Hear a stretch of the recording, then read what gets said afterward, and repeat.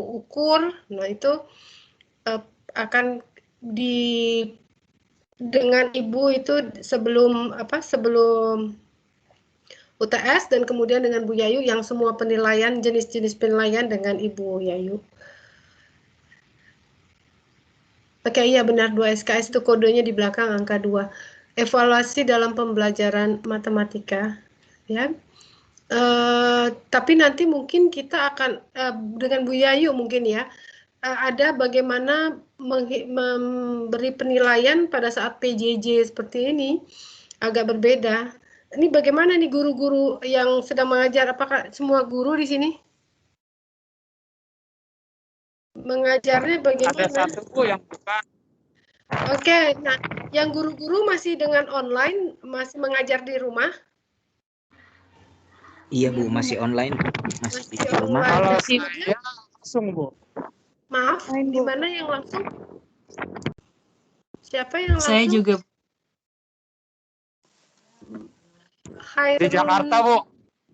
Iya. Oh di Yogyakarta.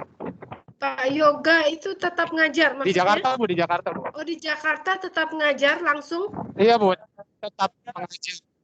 Tetap langsung tatap Bu. Muka. Iya tatap muka. SMA mana? Iya. Di SMP Bu, SMP swasta di Jakarta Barat. Oh tetap tatap muka. Itu satu kelasnya berapa orang Pak?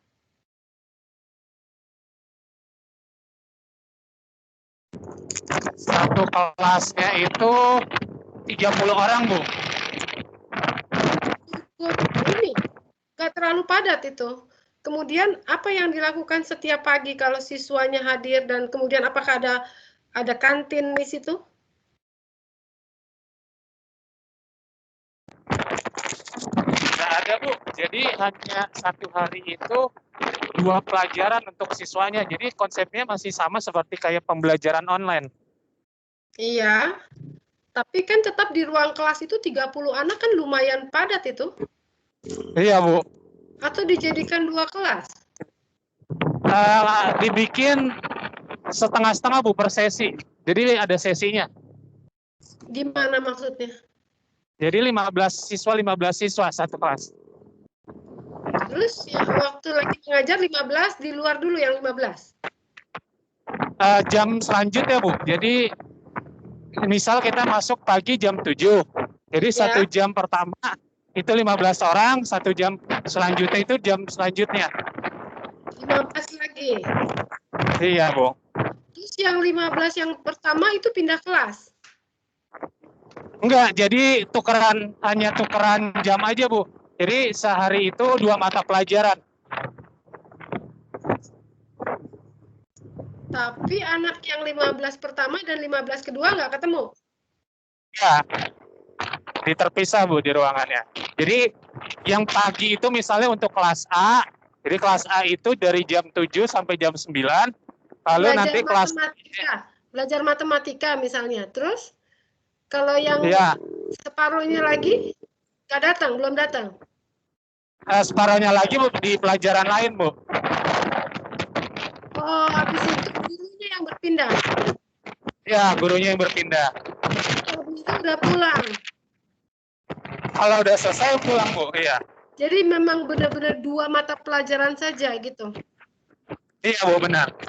Oh, begitu. Ya, kalau di kelas itu jadi 15 masuk akal. Tapi kalau di kelas itu tetap 30 itu yang sebenarnya bahaya kalau ada sidak. Karena memang satu bangku dan satu meja hanya boleh 1 anak kan? Benar Bu, iya benar. Masker dan face shield atau masker saja?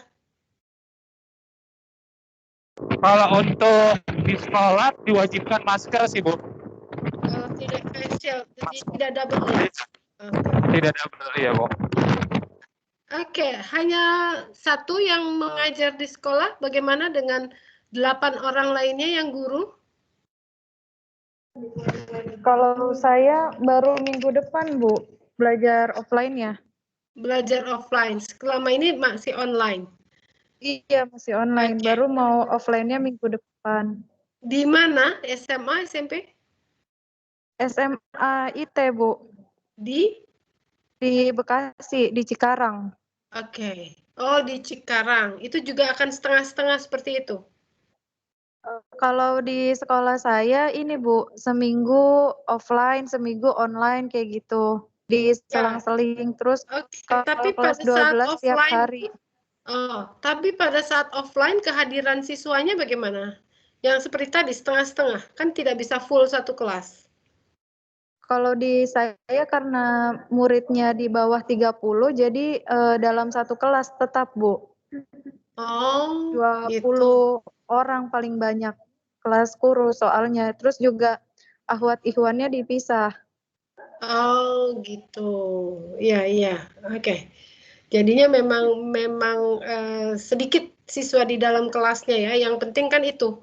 Yang penting berjarak yang tetap dijaga. Mulai minggu Iya depan, betul terus Bu. kemudian seminggu-seminggu Iya, selang-seling. iya Ya, Bu, betul. oke, semoga sehat semua. Itu yang kita takutkan kalau usianya sudah seperti ibu di menjelang ke arah 60 itu kan sudah riskan ketemu banyak orang. Kemudian siapa lagi? Yang lain tetap di rumah? Iya Bu, kalau di sekolah saya masih tetap di Tetap daring, di di rumah belum rumah. bisa tatap muka. Oke. Nah, yang daring itu kan menjadi beda karena kita menilainya biasanya pakai Google Form ya untuk soal-soal Google Doc maksudnya untuk soal-soal. Bagaimana Bapak menilai atau Bapak Ibu menilai kalau yang pakai form begitu? Untuk pengembalian respon penilaiannya pakai apa? Siswa tahu dapat nilai berapa dari Bapak atau Ibu itu gimana caranya? Kalau di sekolah saya sendiri sih sudah menggunakan e-learning Bu, yang dari buatan dari Kemenag.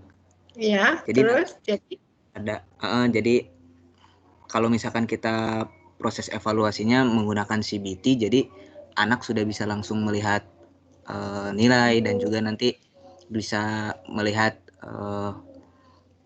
butir soal mana saja yang sekiranya mereka salah atau keliru dan lain sebagainya. Begitu Bu.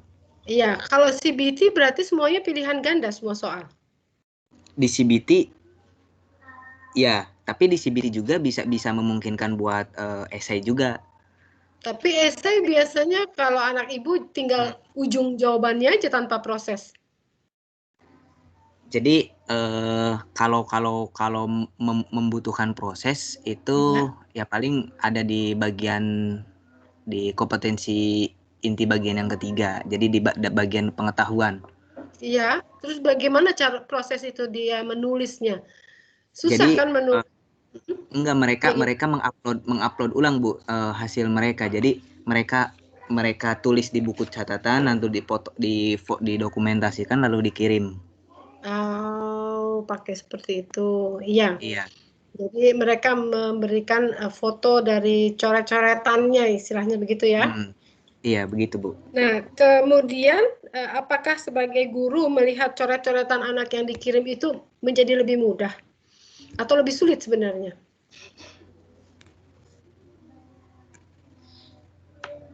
Ya melihat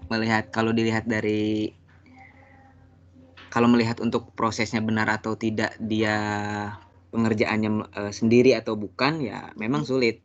Cuman Sulit. untuk lebih lebih ya sementara untuk lebih mengefektifkan melihat pengetahuan mereka sejauh mana, ya mungkin itu salah satu cara untuk mempermudah gitu Bu. Itu udah yang paling apanya? Istilahnya mendekati bisa menilai begitu ya. Walaupun Iya. sekarang jadi agak sulit sebenarnya karena di samping siswa kita nggak tahu ada siapa. Kemudian itu juga sebenarnya bisa saja tulisan anak, tapi mereka antar teman juga saling WA, itu kan juga bisa. Sebenarnya kita juga itu yang yang sekarang agak kesulitan untuk menilai secara pasti anak-anak. Tapi kita berharap saja mungkin ada sisi lain yang anak-anak itu makin menjadi dewasa atau makin canggih dengan kemajuan teknologi ya sebenarnya. Sehingga kita juga nggak boleh kalah, jadi guru harus banyak cara untuk tahu bagaimana bisa menilai anak sebenar-benarnya menilai gitu ya. Karena penilaian berbasis kelas udah nggak berlaku sekarang, nggak ada kelas lagi. Penilaiannya hanya berbasis kompetensi, tapi kemudian kompetensi kita mau lihat dari mana? Semua soal rata-rata multiple choice. Walaupun ada juga yang tidak multiple choice, artinya tidak pilihan ganda, tetapi harus ada jawaban dari siswa. Itu pun tanpa proses yang ibu tahu ya dari melihat anak SMA lab school belajar ya. Tapi bagaimanapun kita berusaha memberi penilaian kepada siswa yang maksimal sebenarnya. Nah, ini evaluasi dalam pembelajaran matematika. Mudah-mudahan masih bisa kita pakai, karena sebenarnya kalau kita membuat soal dalam bentuk multiple choice, itu kita akan bisa tahu bahwa soal kita itu sudah baik atau tidak dan bisa kita gunakan lagi. Itu tergantung dari perhitungan-perhitungan validitas dan reliabilitasnya. Ya, dan ini mungkin di S1 sudah pernah, tapi kita harus tetap mengulang untuk bisa tahu secara pasti bahwa bagaimana tipe-tipe soal-soal yang kita buat dan kemudian kita dapat data dari hasil anak mengerjakan, itu jangan langsung dibuang begitu saja, tapi justru kita telaah. Tetapi ingat, menelaah seperangkat seperangkat alat untuk mengevaluasi itu harus per butir yang diperiksa. Ya, jadi kalau memang mau lebih detail lagi per rubrik, jadinya satu butir itu juga dipecah-pecah lagi dari tiap jawabannya, apakah ditanya, ditulis, dan itu untuk yang esai. Ya, ini materi perkuliahan kita nanti adalah ini.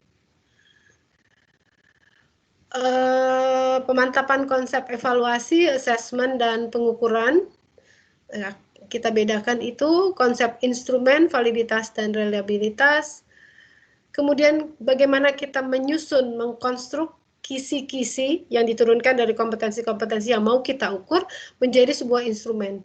Jadi bikin kisi-kisi, kemudian sampai membuat instrumen tes hasil belajar atau yang non-tes. Kita observasi atau kita wawancara. Kemudian proses validitas instrumen dengan berbagai jenis validitas, karena jenis data membuat kita mengukur validitas juga berbeda.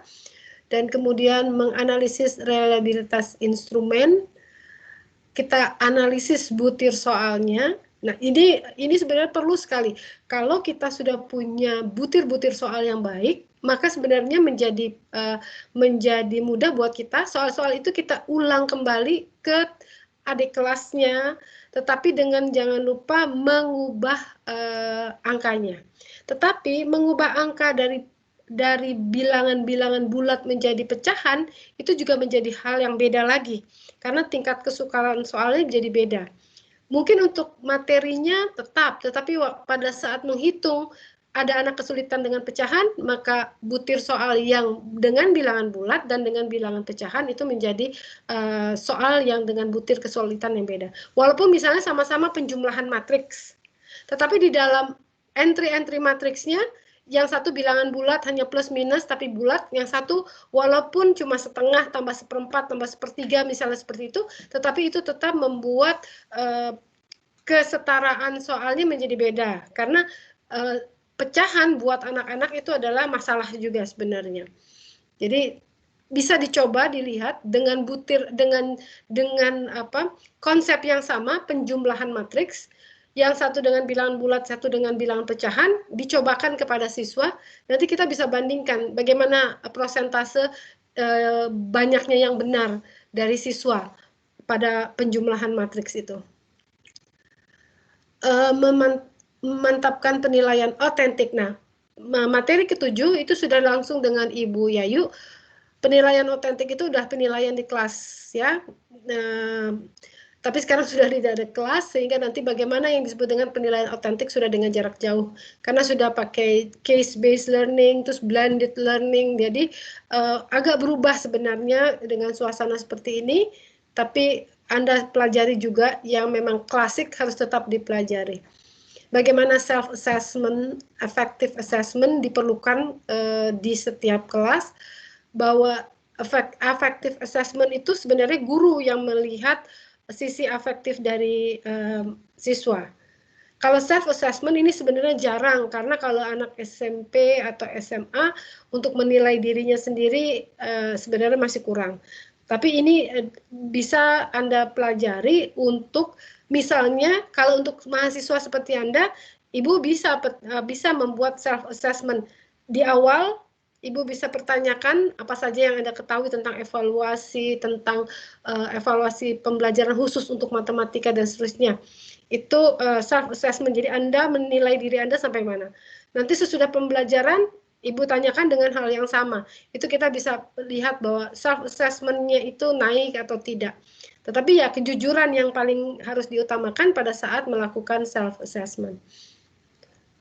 Tes diagnostik, itu tes untuk mencari kesalahan atau kesulitan apa pada waktu tertentu dari anak. Dan yang terakhir mungkin ada item man, atau Anda masih mau pakai SPSS atau mau pakai Excel untuk menghitung semua yang kita perlukan, menghitung validitas atau menghitung reliabilitas. Anda silakan menggunakan apa yang Anda merasa nyaman.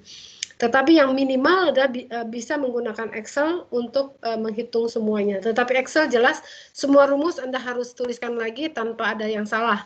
Ya. Oke, ini materinya. Prosesnya, pada setiap pertemuan akan dibahas topik bahasan sesuai dengan jadwal yang telah direncanakan. Dan kemudian mahasiswa atau kelompok telah ditunjuk mempresentasikan materi pembahasan, ya, materi bahasannya nanti. Dan mahasiswa dalam kelompok lain memberi respon atau tanggapan. Ini untuk nilai keaktifan. Diskusi tentang topik bahasan tersebut akan diarahkan oleh dosen. Kemudian kelompok yang bertugas selanjutnya merangkum materi perkuliahan yang dibahas. Karena kelompok yang bertugas itu biasanya memaparkan materi, tapi kemudian masih ada beberapa kesalahan atau kekurangan, itu nanti dibuat lagi rangkumannya untuk diperbaiki. Dan butir-butir rangkuman revisi diserahkan kepada dosen pada pertemuan minggu berikutnya sebenarnya, tinggal dikirim ulang. Nah, mudah-mudahan MCL kita sudah benar. Kalau MCL sudah benar, itu akan memudahkan kita untuk mengirim ke Ibu materi yang akan Anda presentasi, dan kemudian mengirim kembali yang sudah Anda koreksi.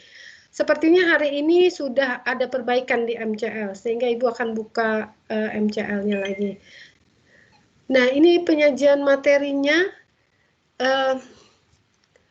Kode Ibu kecil sekali. Hari ini adalah kontrak kuliah, dan Anda bisa lihat bahwa bagaimana sistem standar penilaian yang harus kita pahami itu ada di PP nomor sekian, ya, nomor 66 kalau tidak salah, atau sudah diperbaharui yang di tahun 2019, ya, nanti tolong dilihat, kayaknya sudah diperbaharui yang di nomor tahun 2019.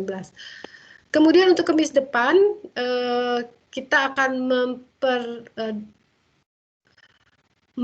maaf Ibu, kok terlalu kecil buat Ibu, ya, akan memantapkan konsep evaluasi, assessment dan pengukuran dan validitas. Pengujian validitas untuk berbagai berbagai data yang kita punya. Nah, maka di hari Kamis berikutnya itu adalah prakteknya. Anda bisa gunakan Excel atau apapun, dan itu menjadi tugas individu Anda.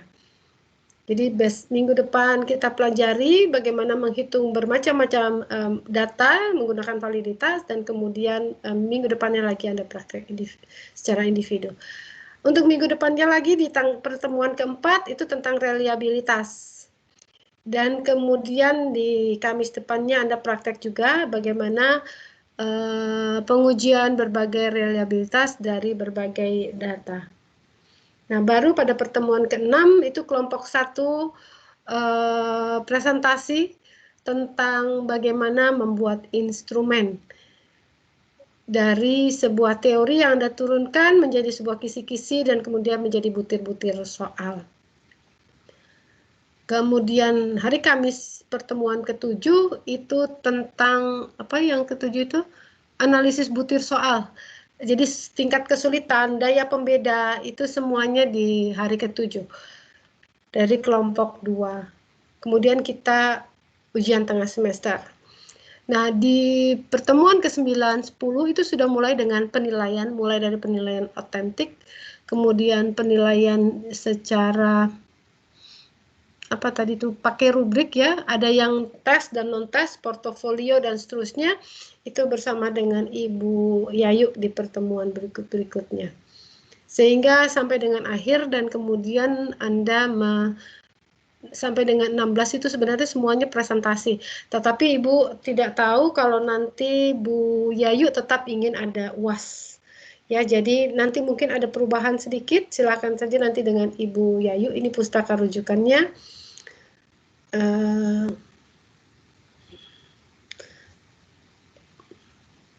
Kenapa ini tidak keluar? Sebentar, Ibu pindah dulu. Ini penilaian sebenarnya, tapi kenapa tidak?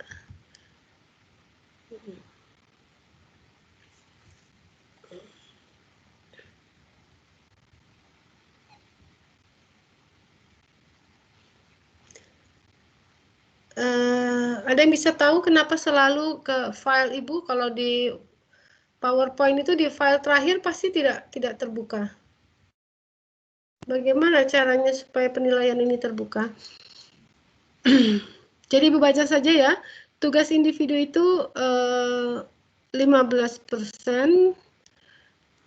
UTS-nya 25%, presentasi kelompoknya 20%, laporan kelompok berupa makalah itu 30% dan keaktifannya 10%. Jadi di sini memang Ibu tidak dengan Bu Yayu tidak membuat UAS, tetapi mungkin Anda yang diistilahkannya dengan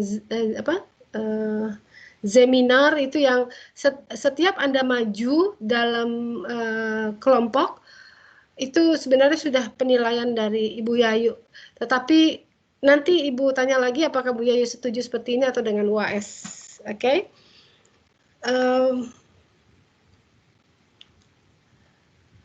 Ada yang mau ditanya dengan di sini?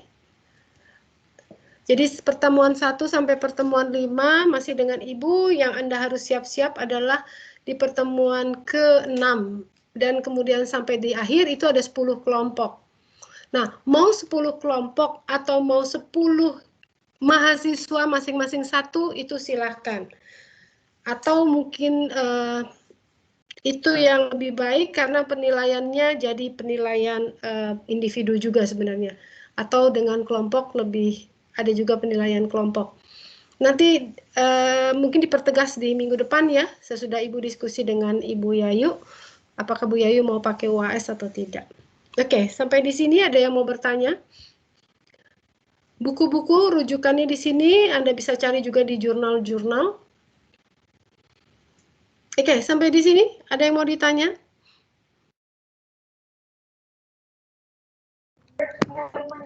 Nanti untuk PDF. Maaf, kenapa? Nanti untuk file yang ini bisa diminta nggak Bu buat nanti? Boleh, nanti saya kirim. Makanya PJ-nya siapa atau tetap ke Leili karena Ibu di HP Ibu yang ada nama Leili. Maka Ibu bisa kirim ini langsung ke Leili gitu loh. Tentukan saja nanti siapa.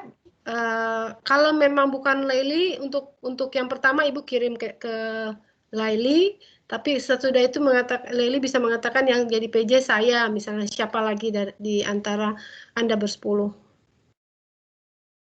Baik, ini Bu. kan ini kan yang ada mahasiswa S1 yang dari UNJ kan? Roselyn bukan? Iya Bu, saya Bu.